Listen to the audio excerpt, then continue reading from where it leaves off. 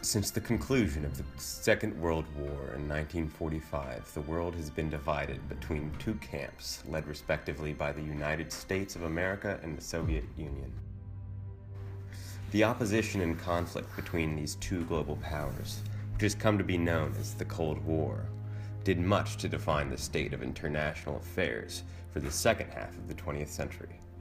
Although the two groups never entered into direct conflict, the numerous proxy wars that each side participated in, and the constant threat of nuclear war were some of the defining features of this time period. Following the conclusion of the Vietnam conflict in 1975, the United States and the Soviet Union and its allies entered into a period of relative peace. But the election of Ronald Reagan in 1980 caused a rise in the tensions between the two nations. I, Ronald Reagan, do solemnly swear that I will faithfully execute the office of President of the United States. that I will faithfully execute the office of President of the United States And will, to the best of my ability, and will, to the best of my ability, preserve, protect, and defend preserve, protect, and defend the Constitution of the United States. the Constitution of the United States. So help you God. So help me God. The defining feature of Reagan's foreign policy toward the Soviet Union was supporting anti-communism forces around the globe. Such groups included the Mujahideen in Afghanistan and UNITAS in Angola. One of the other situations in which the United States provided its aid to anti-communist forces was the developing civil war that was raging in Nicaragua. In order to understand the roots of the Nicaraguan Revolution, one must begin with the rise of the Sandinista National Liberation Front, FSLN. The FSLN is a democratic socialist political party which rose to prominence in 1979 after its violent overthrow of Anastasio Somoza Debayle, the then president of Nicaragua.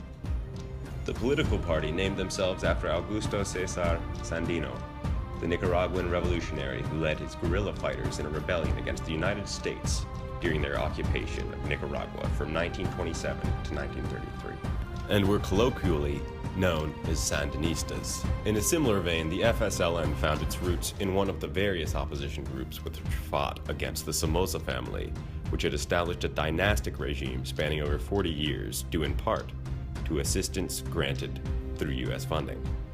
Similar to other grassroots organizations, the FSLN sought support among students, workers, and peasants, and their forces often clashed, at times violently, with Nicaraguan National Guard.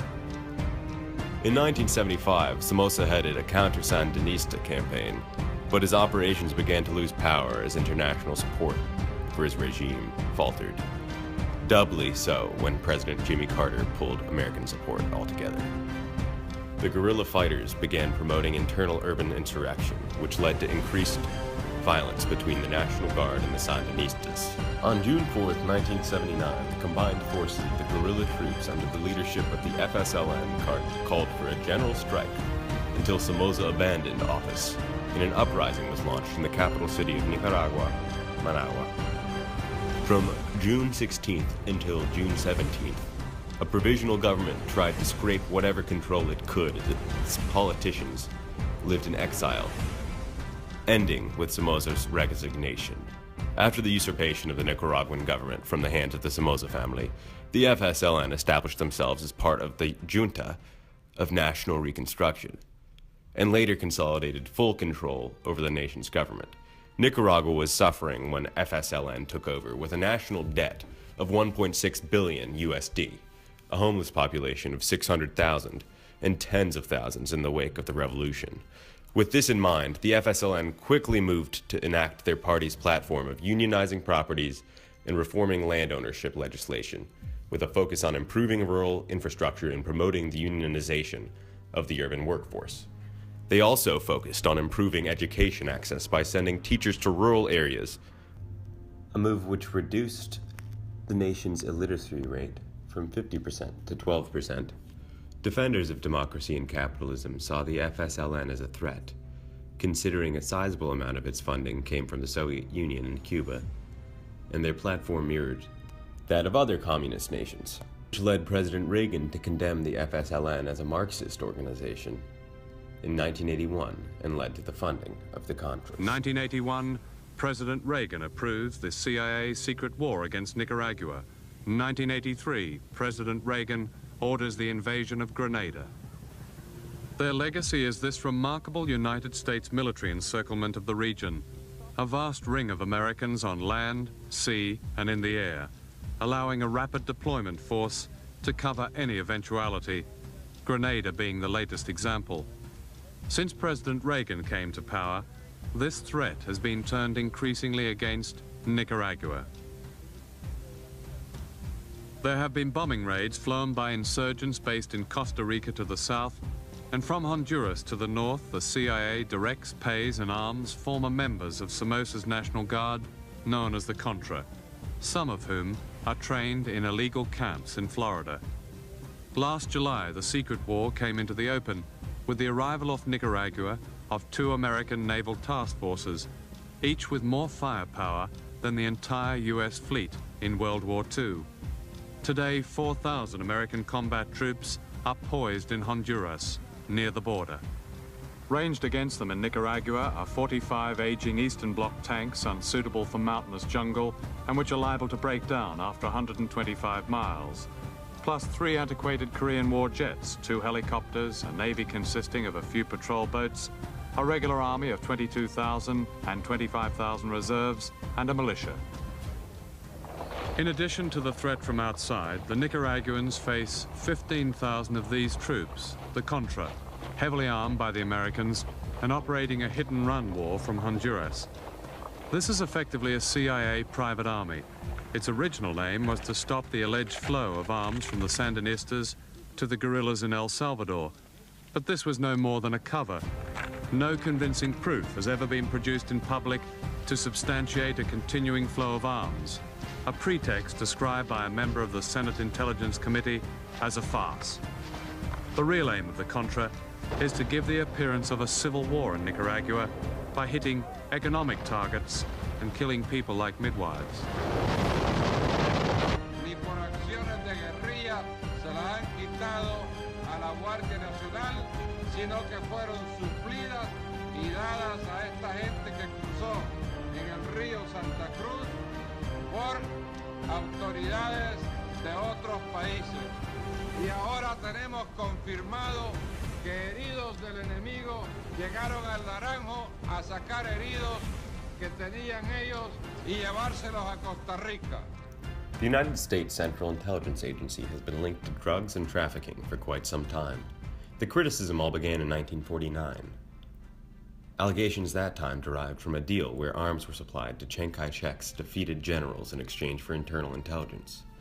Later in the same region, while the CIA had been sponsoring the Laotian War between 1961 and 1975, the CIA was openly accused of trafficking heroin in the Golden Triangle. In 1986, the Senate Foreign Relations Committee was accused of Contra involvement in drug trafficking.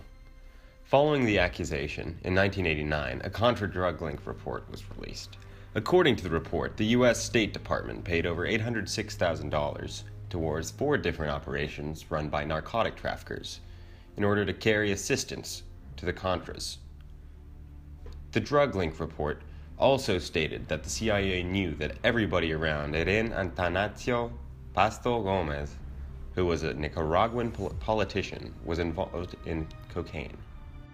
His employees and friends were either drug smugglers or involved in drug smuggling. Alfred McCoy stated that the CIA had assisted drug lords with political protection, arms, and transportation. However, the CIA did not have any direct culpability of drug trafficking, only compliance and ignorance.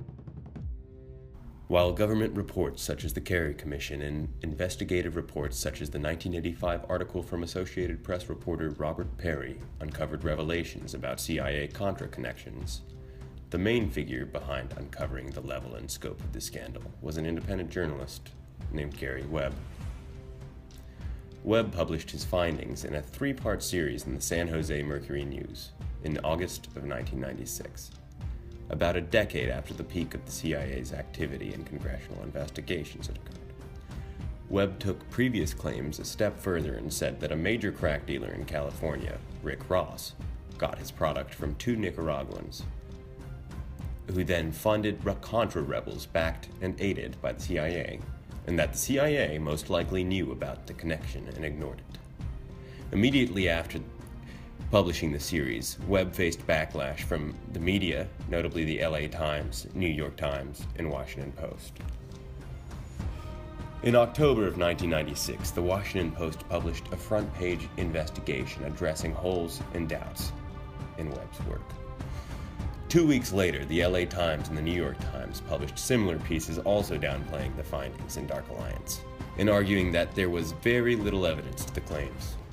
A year later, Webb resigned from the San Jose Mercury News, disgraced. Although he found another outlet for his investigative work, his career never recovered from the negative press.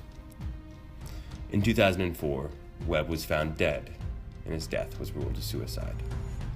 Many believe it was in response to the searing criticisms he received after publishing the Dark Alliance series, as it made it difficult for him to find work and damaged his credibility greatly.